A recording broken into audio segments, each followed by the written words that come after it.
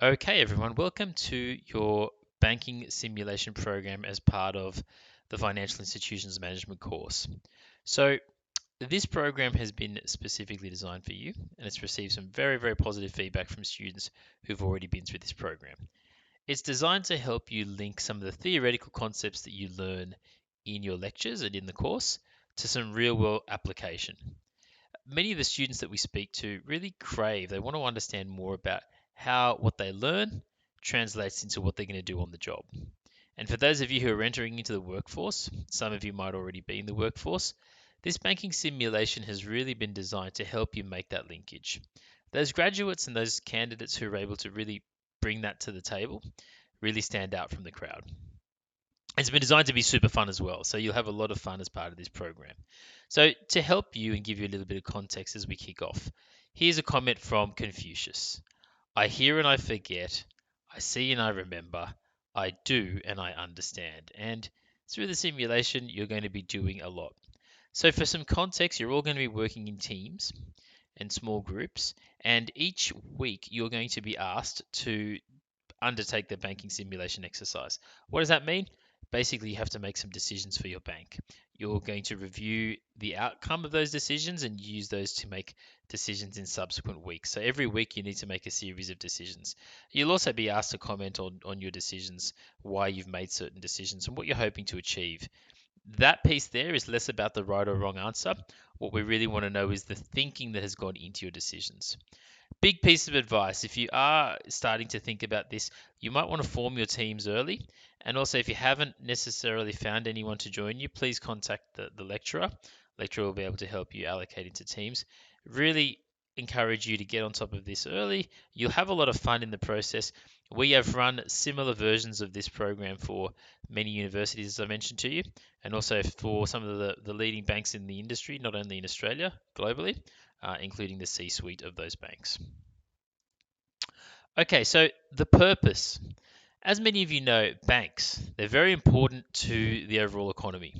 They're large, they're complex organizations, and honestly, even in the organizations themselves, that end to end understanding is not actually held by a lot of people. People end up getting very specialized and they understand their small area, but the end to end understanding is critical, and that's one thing that will really help differentiate you. And also, decision making in these organizations takes a lot of time. So, there's a few things that we want to help bring to the table as you undertake the simulation. First thing is we want to help you increase your banking business acumen. We also want to help you to think long term and holistically. Often in a lot of these organizations, it's critical to encourage long term thinking. It's a challenge because a lot of people are focused on the short term. You're going to be managing a lot of banking trade offs. So it's very similar to the current trade offs that banking executives are actually managing at the moment. And also, you're going to have some fun. You're going to collaborate and challenge in your teams. This is designed to be an interactive and enjoyable experience. So we do hope you have fun and you're learning through the process. And what we're hoping is that as a result of this, when you enter into the workforce, if you are exposed to talking or advising or even working in a financial institution, it actually will help you make some better quality decisions, drive better outcomes for the broader stakeholders. And in this program, you're going to be managing a lot of those stakeholders. Okay, so what do you actually need to do as part of this program? Well, there's only actually a couple of things. The first thing is you are running a virtual bank. So, as I mentioned, you've got different stakeholders. So, you want to keep your customers and the community satisfied. You want to execute consistently, and you also want to deliver a high shareholder return. And the way in which you can do that is by building a sustainable profit stream. So don't just worry about this year's profit, think about the future and how you can drive profits in the long term. Strong profits will equate to a strong dividend, and you also want to help maximize your share price. And we'll talk to you a little bit more about that. And each week we're going to have a winning bank, a leaderboard. And the way we're going to determine the leader is by 60% shareholder return and 40% in terms of customer satisfaction.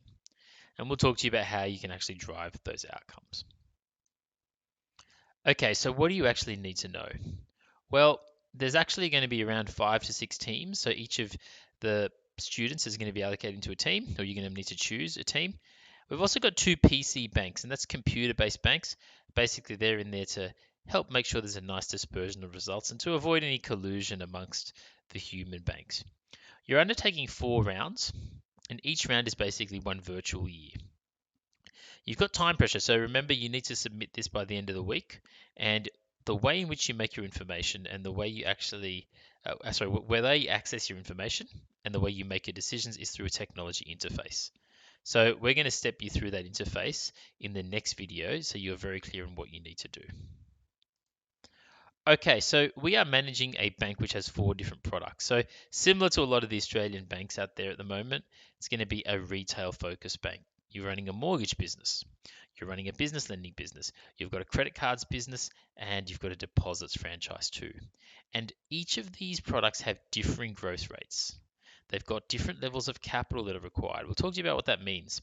They've all got different profitability, so different profit margins, and they've also got different loss profiles. So those losses, that's really important. That credit risk is a very, very important part of managing a bank.